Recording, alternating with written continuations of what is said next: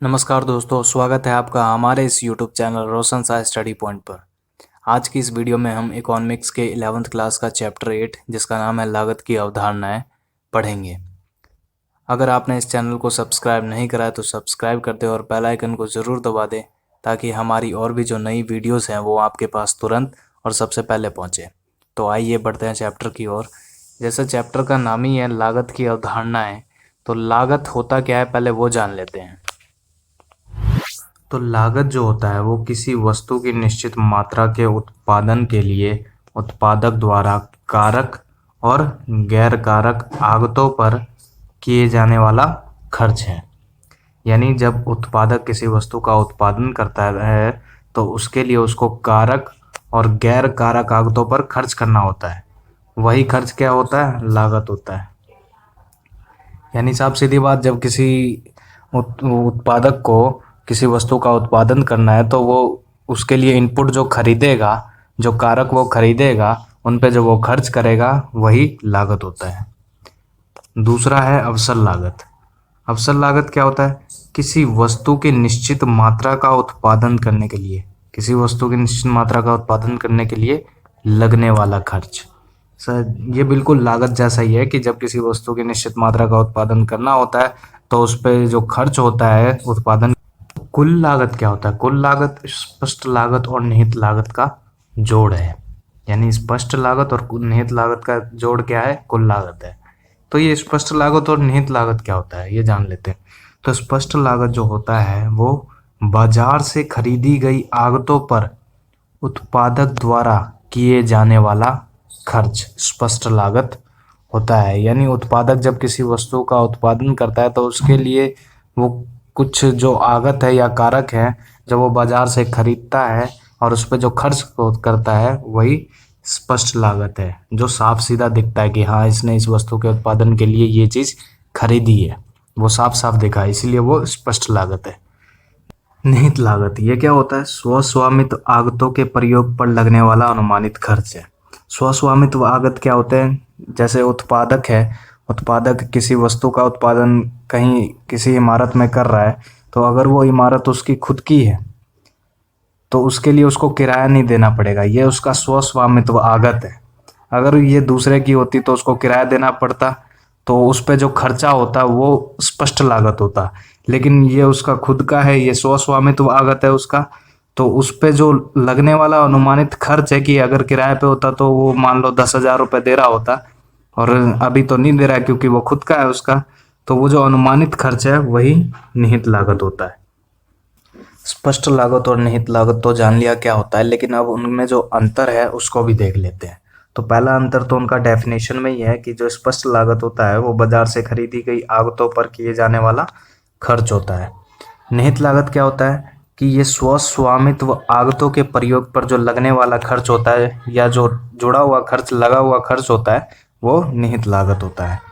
स्पष्ट लागत में क्या होता है कि ये नकदी भुगतान के रूप में मापा जाता है, जिसे उत्पादक आगतों की खरीद के लिए किसी दूसरे को देता है, किसी दूसरे को वो नकदी भुगतान करता है। ये क्या है? स्पष्ट लागत है, सीधा सीधा दिख रहा है कि हाँ उसने दूसरे को पैसे दिए।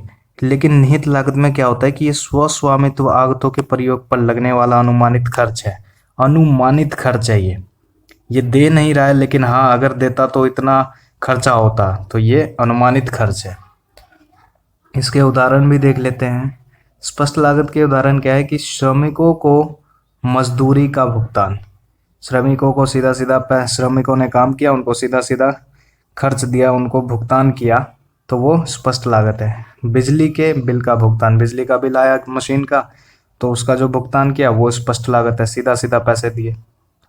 और निहित लागत के उदाहरण में क्या है कि उद्यमी की अपनी इमारत का अनुमानित किराया, यानी जो उद्यमी है उसको अपनी इमारत का जो अनुमानित किराया है, जो मैंने 10,000 बताया था, ये वो निहित लागत है। दूसरा, ये उद्यमी की अपनी पूंजी का अनुमानित ब्याज, खुद का पैसा उसने लगाया, उसने किसी से लोन नहीं लिया, कर्ज नहीं लिया, तो अगर वो लोन लेता, कर्ज लेता तो उसका ब्याज लगता, लेकिन उसने अगर खुद का पैसा लगाया उसमें तो उसका जो अनुमानित ब्याज है, अगर वो ब्याज लगता तो वो निहित लागत है। विक्रय लागत क्या होता है? उत्पादक द्वारा किसी वस्तु की बिक्री को बढ़ाने के लिए किए जाने वाला खर्च विक्रय लागत होता है। जब उत्पादक किसी वस्तु की बिक्री को बढ़ाना चाहता है तो उसके लिए उसे खर्च करना पड़ता है, वही खर्च क्या होता है, विक्रय लागत होता है। जैसे किसी वस्तु के लिए एडवर्टाइजमेंट करना, उसके लिए उसको उस पर अगर वो खर्च करेगा तो वो क्या होगा, विक्रय लागत होगा। उत्पादन लागत क्या होता है, तो उत्पादक द्वारा किसी वस्तु की निश्चित मात्रा के उत्पादन के लिए आगतों पर किए जाने वाला खर्च उत्पादन लागत है। यानी उत्पादक जब किसी वस्तु की निश्चित मात्रा का उत्पादन करेगा तो उसके लिए वो जो आगतों पर जो खर्च करेगा वो क्या है, उत्पादन लागत है। पिछले अध्याय में हमने देखा था कि अल्पकालीन कारक दो प्रकार के होते हैं, स्थिर कारक और परिवर्ती कारक। लेकिन इस अध्याय में हम देख रहे हैं कि अल्पकालीन लागतें जो होती हैं वो दो प्रकार की होती हैं। पहला है बंधी या स्थिर लागत और दूसरा है परिवर्ती लागत। ये दोनों क्या होते हैं वो देखते हैं। तो स्थिर लागत होता क्या है? स्थिर लागत होता है उत्पादन के स्थिर कारक पर किया जाने वाला खर्च। यानी उत्पादन के जो स्थिर कारक होते हैं उन पर जो खर्च किया जाता है वो स्थिर लागत होता है। इसे अप्रत्यक्ष लागत, ऊपरी लागत और पूरक लागत भी कहते हैं। ये जो स्थिर लागत होते हैं इसके मुख्य घटक होते हैं। जैसे उदाहरण है ये मशीन और प्लांट पर व्यय। यानी मशीन जो फैक्ट्री या जो उत्पादन की जगह होती है वहाँ पर जो मशीन और प्लांट होता है उस पे जो खर्च होता है वो स्थिर लागत होता है। इमारत पर व्यय, जिस इमारत में हम उस वस्तु का उत्पादन कर रहे हैं उसके लिए उसको किराया देना पड़ता होगा उसके मालिक को, तो वो जो खर्चा है वो इमारत पर व्यय होता है, वो स्थिर लागत होता है। लाइसेंस की फीस, लाइसेंस की फीस जो होती है वो भी स्थिर कारक होती है। स्थायी कर्मचारियों के मजदूरी या वेतन, जो स्थायी कर्मचारी होते हैं, जो फिक्स एम्प्लॉय होते हैं, उनके लिए उनका जो मजदूरी या वेतन होता है वो स्थिर होता है, ये कभी भी बदलेगा नहीं।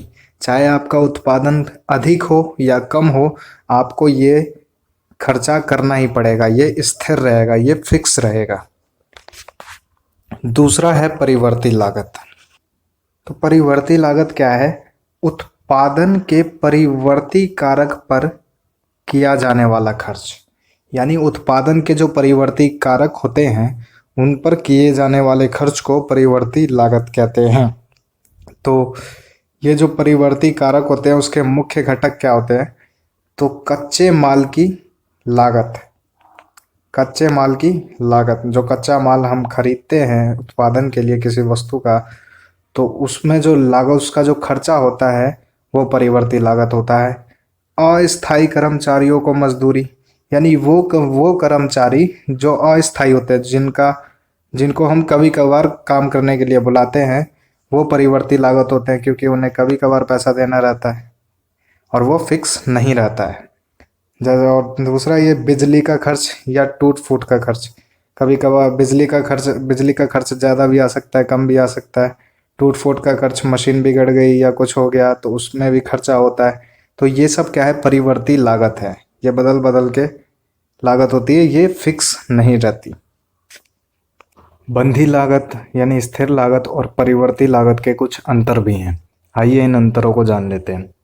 तो पहला अंतर तो उनका डेफिनेशन ही है कि स्थिर लागत क्या होता है? जब स्थिर कारकों पर जो खर्च किया जाता है वो स्थिर लागत होता है।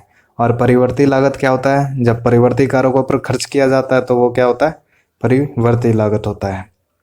दूसरा अंतर यह है कि जब जो बंधी लागतें होती हैं उसमें क्या होता है कि उत्पादन में वृद्धि या कमी होने पर परिवर्तित नहीं होती है। जो स्थिर लागतें होती हैं वो उत्पादन में वृद्धि या कमी होने पर परिवर्तित नहीं होती है, वो फिक्स रहती है। जैसे कोई उत्पादक किसी वस्तु का उत्पादन किसी इमारत में कर रहा है और उसको उस इमारत का किराया देना है, तो उसे उसे उसके इमारत का किराया देना ही होगा, चाहे उत्पादन में वृद्धि हो या कमी हो, इमारत का किराया फिक्स है। परिवर्ती लागत में क्या होता है कि परिवर्ती लागतें उत्पादन में वृद्धि होने पर बढ़ती हैं और उत्पादन में कमी होने पर घटती हैं। परिवर्ती लागतें क्या होती है? ये उत्पादन के साथ चलती है। उत्पादन बढ़ेगा तो ये भी बढ़ेगा, उत्पादन घटेगा तो ये भी घटेगा। जैसे अस्थायी कर्मचारी, जैसे हम अस्थायी कर्मचारी को बुलाएंगे, वो काम करेंगे, वो जब काम करेंगे तो उससे क्या होगा, उत्पादन बढ़ेगा। तो उत्पादन बढ़ा है तो परिवर्ती लागतें भी बढ़ी, उनको खर्चा भी तो देना पड़ेगा ना। तो उत्पादन बढ़ा तो परिवर्ती लागतें भी बढ़ी, और जब हम उनको नहीं बुलाएंगे तो क्या होगा, उत्पादन कम होगा। तो इससे क्या होगा कि जो परिवर्ती लागतें हैं वो भी कम होंगी। तो परिवर्ती लागत उत्पादन में वृद्धि होने पर बढ़ती है और कमी होने पर घटती है। तीसरा है कि जो स्थिर लागतें होती हैं वो स्थिर रहती हैं जब उत्पादन का स्तर शून्य होता है। ये तब भी स्थिर रहती है जब उत्पादन का स्तर शून्य होता है। जैसे मैंने अभी इमारत का एग्जांपल दिया था कि अगर मान लो इमारत आपने ले रखा है किराए पे और आपका उत्पादन नहीं हो रहा है, अगर हो या ना हो, इमारत के मालिक को उससे कोई लेना देना नहीं है, उसको अपना किराया चाहिए। तो ये क्या है, ये जो लागत है ये फिक्स है। लेकिन परिवर्ती लागत में ऐसा नहीं होता है। जब उत्पादन शून्य होता है तो परिवर्ती लागत भी शून्य होता है। यानी जब उत्पादन शून्य होगा, उत्पादन कुछ नहीं होगा, तो परिवर्ती लागतें भी क्या होगी, शून्य होगी। जैसे अभी मैंने एग्जांपल दिया था अस्थायी कर्मचारी का, कि अगर मान लो हम उन्हें नहीं बुलाएंगे तो उन पे खर्चा भी नहीं होगा, यानी उन परिवर्ती लागतों पे खर्चा भी नहीं होगा, और उत्पादन का स्तर क्या होगा, शून्य होगा। चौथा है बंधी लागतें उत्पादन के शुरू होने से पहले भी वहन की जाती हैं। यानी जो स्थिर लागतें होती हैं वो उत्पादन के शुरू होने से पहले भी वहन की जाती है। जैसे इमारत का एग्जांपल ले लो कि हमने जो इमारत है जहाँ पे हम वस्तु का उत्पादन करेंगे उसको किराए पे ले रखा है, और हमने उत्पादन अभी शुरू नहीं किया है। तो इस हमारे शुरू करने उत्पादन को शुरू करने से या ना करने से जो इमारत का मालिक है उस पर कोई फ़र्क नहीं पड़ेगा, उसको अपना किराया चाहिए। तो वो जो लागत है वो स्थिर है, भले ही हमारा उत्पादन शुरू हुआ हो या ना हुआ हो। लेकिन परिवर्ती लागत में ऐसा नहीं होता है। परिवर्ती लागत में केवल तब वहन की जाती है परिवर्ती लागतें जब उत्पादन शुरू होता है। जब उत्पादन शुरू होगा तभी परिवर्ती लागतें लगेंगी, नहीं तो नहीं लगेंगी। जैसे बिजली का खर्च, हम किसी मशीन को तभी चलाएंगे जब उत्पादन करेंगे। तो जब मशीन चलेगा तो यानी बिजली का खर्चा होगा, बिजली खर्च होगी। तो बिजली की, तो इसका मतलब क्या हुआ, ये परिवर्ती लागतें हुई। जो स्थिर लागत के जो मुख्य घटक हैं वो है मशीन और प्लांट पर व्यय। भूमि या इमारत पर व्यय करने से क्या होता है, ये स्थिर लागतें होती है, भूमि या इमारत पर व्यय करना। लाइसेंस की फीस लेना, ये स्थिर है, फिक्स है। स्थायी कर्मचारियों को मजदूरी या वेतन, जो फिक्स कर्मचारी होते हैं उनको मजदूरी या वेतन हर महीने देना ही देना है। परिवर्ती लागत के मुख्य घटक, जैसे कच्चे माल की लागत, कच्चा माल हम ज़्यादा भी मंगा सकते हैं, कम भी मंगा सकते हैं, तो वो परिवर्ती लागत होता है। अस्थायी कर्मचारियों को मजदूरी, जो कभी कभार हम मजदूर लाते हैं उत्पादन करने के लिए, वो क्या है, परिवर्ती लागत है, जब उनको मजदूरी दी जाएगी। बिजली का खर्च ज़्यादा भी होता है, कम भी होता है। टूट फूट का खर्च, किसी मशीन में कोई खराबी आ गई, टूट फूट हो गया, तो उसका भी खर्च किस में आता है, परिवर्ती लागत में आता है। आइए जानते हैं कुल लागत, बंधी लागत और परिवर्ती लागत को तालिका के द्वारा। तो देखिए, जैसे जैसे उत्पादन की इकाइयों को हम बढ़ा रहे हैं, उत्पादन को बढ़ा रहे हैं, तो बंधी लागत जो है वो स्थिर है, उसको उत्पादन से कुछ लेना देना नहीं, वो बढ़ रहा है कि घट रहा है उससे कुछ लेना देना नहीं उसको, वो फिक्स है, वो ना कम है ना ज़्यादा हो रहा है, वो अपने उस पर फिक्स है। लेकिन परिवर्ती लागत में ऐसा नहीं है। जैसे जैसे उत्पादन बढ़ रहा है वैसे वैसे परिवर्ती लागत भी बढ़ रहा है। और कुल लागत क्या है, कुल लागत बंधी लागत और परिवर्ती लागत का जोड़ है। 10 10 20 10 18 28 ऐसे करके ये कुल लागत क्या है, बंधी लागत और परिवर्ती लागत का जोड़ है।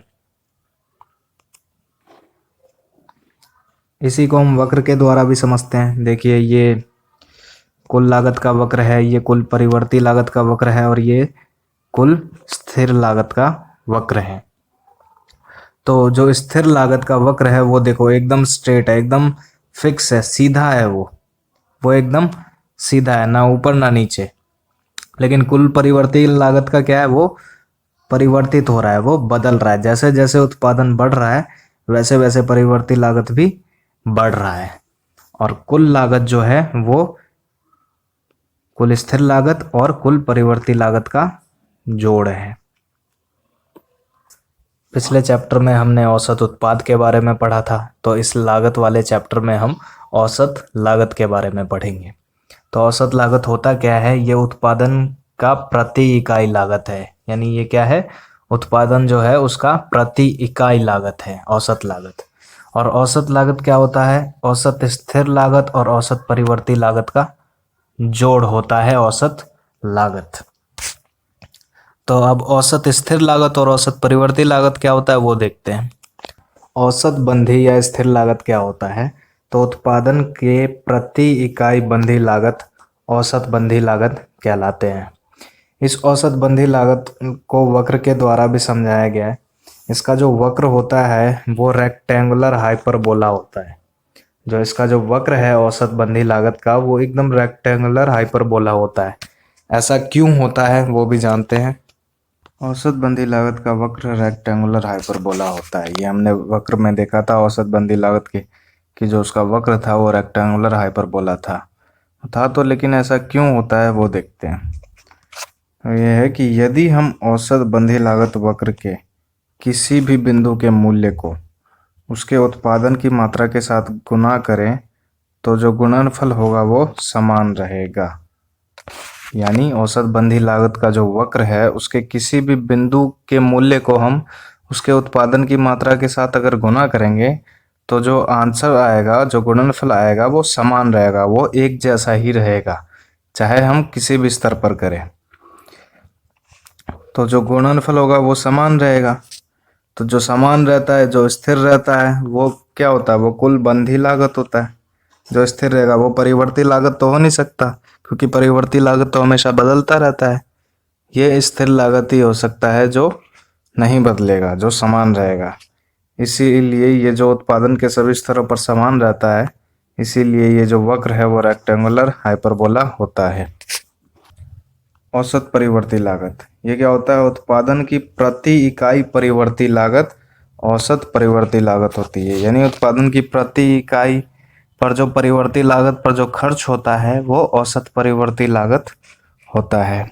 औसत परिवर्ती लागत का जो वक्र होता है वो यू आकार का होता है। ऐसा क्यों होता है वो देखते हैं। औसत परिवर्ती लागत वक्र यू आकार का होता है, ये हमने देखा था वक्र में। लेकिन ये क्यों होता है वो देखते हैं, इसके कारण देखते हैं। इसका जो सबसे बड़ा कारण है वो है परिवर्ती अनुपात का नियम। परिवर्ती अनुपात के नियम के कारण ही औसत परिवर्ती लागत जो वक्र है वो यू आकार का होता है। ये तब तक गिरता है, औसत परिवर्ती लागत वक्र जो है वो तब तक गिरता है जब तक कारक का प्रतिफल बढ़ रहा होता है। और ये तब बढ़ता है, औसत परिवर्ती लागत वक्र ये तब बढ़ता है जब कारक का प्रतिफल घट रहा होता है। यानी जब कारक का प्रतिफल बढ़ेगा तो ये गिरेगा, और जब कारक का प्रतिफल घटेगा तो ये बढ़ेगा। ये वीडियो इस चैप्टर का पार्ट 1 था। पार्ट 2 में हम इस चैप्टर के आगे के मेन टॉपिक्स, जो इम्पोर्टेंट टॉपिक्स हैं, उनके बारे में पढ़ेंगे।